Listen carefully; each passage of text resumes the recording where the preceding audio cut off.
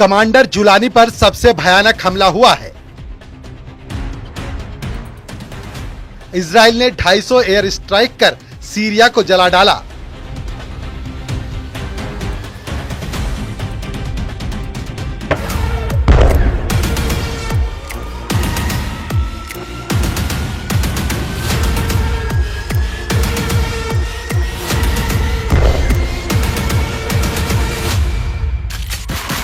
क्या अब greater Israel के नक्शे पर दिखेगा सीरिया?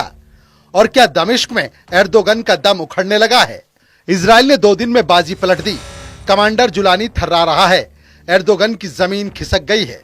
नेतन्याहू ने ऐसी चाल चली है कि ईरान के होश उड़े हुए हैं। इजराइल 2 दिन से सीरिया को बारूद से पाट रहा है। एक के बाद एक इलाके जीत रहा है। दमिश्क तक इजराइल के टैंकों की परेड शुरू हो चुकी है। नेतन्याहू के एक इशारे पर ये टैंक दमिश्क में कमांडर जुलानी का गढ़ ढहाने के लिए तैयार हैं। सीरिया में धूल उड़ाते इजराइल के बख्तरबंद गाड़ियों के काफिले की एंट्री ऐसे महायुद्ध का ट्रेलर है जिसमें तुर्की और इजराइल के न्यूक्लियर हथियारों की टक्कर का डर जताया जा रहा है। इसकी वजह प्राइम मिनिस्टर नेतन्याहू का आक्रामक रुख है। एर्दोगन की सीरिया में हमले जारी रखने की जिद है। 9 दिसंबर को 100 हवाई हमले किए गए। 10 दिसंबर को इजराइल ने 250 हवाई हमले किए और अब कहा जा रहा है कि 11 दिसंबर को दमिश्क में जुलानी का किला ढह जाएगा। सीरिया के कामिशली में इजराइल के हमले के बाद का दृश्य भयावह है। इजराइल के जिंदा बमों से पटा इलाका, बारूदी धमाकों से तहस नहस हुई गाड़ियां, बारूदी कबाड़ खाने में तब्दील जगह पर हमले के बाद लोग इंसानों को तलाश रहे हैं। सीरिया में तबाही रुक नहीं रही। बमबारी जारी है। मिसाइल की बौछार हो रही है। जंगी जेट गरज रहे हैं। टैंक दमिश्क की दहलीज पर गोले बरसा रहे हैं। इजराइल ने फुल फोर्स में सीरिया में बारूदी कोहराम मचा दिया है।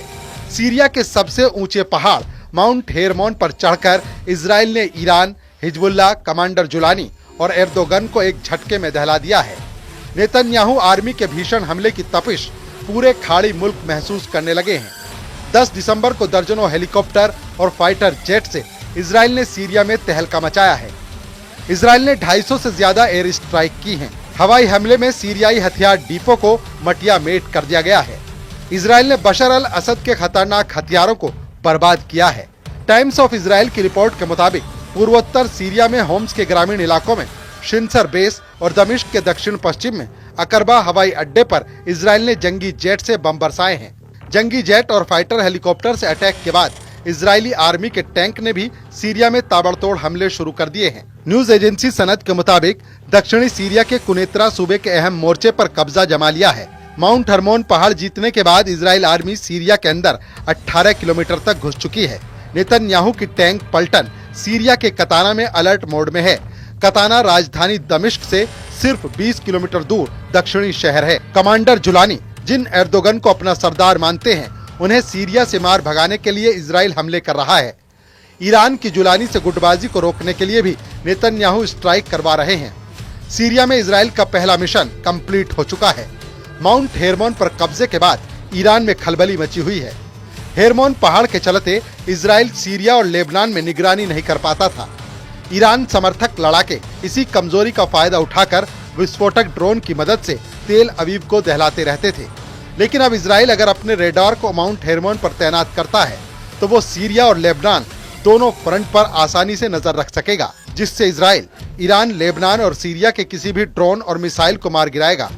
नेतन्याहू ने लेबनान को जोड़ने वाले मेन रूट पर पकड़ बना ली है, जिससे हिजबुल्लाह के तस्करी के रास्ते भी कट गए हैं।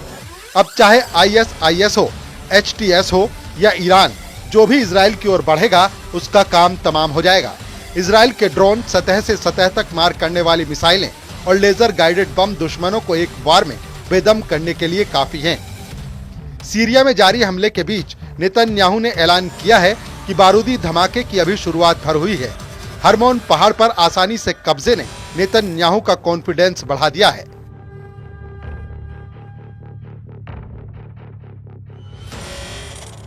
तुर्की में सीरिया के जितने भी शरणार्थी हैं, उन्हें एर्दोगन ने जल्द से जल्द तुर्की से भागने के आदेश दिए हैं।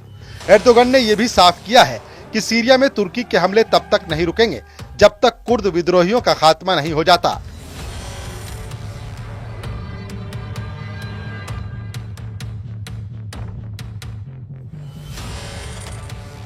अब जहां सीरिया में जारी लड़ाई पर दुनिया की नजरें हैं, क्योंकि ये लड़ाई तीसरा विश्व युद्ध का रूप ले सकती है, और ऐसा कहने की एक और वजह सामने आई है।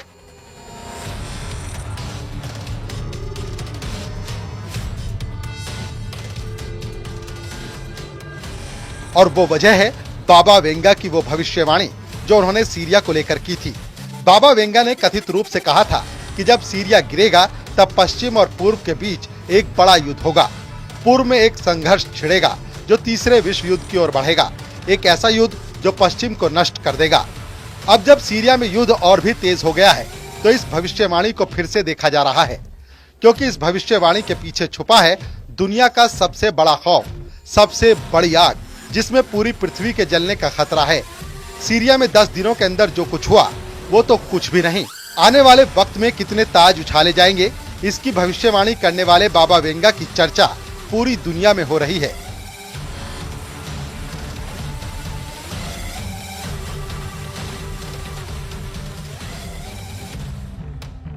दक्षिण पूर्व यूरोप यानी बाल्कन के नास्त्रेदमस कहे जाने वाले बाबा वेंगा ने सीरिया को लेकर ऐसी बातें बताई हैं जो थर्ड वर्ल्ड वॉर का संकेत दे रही हैं।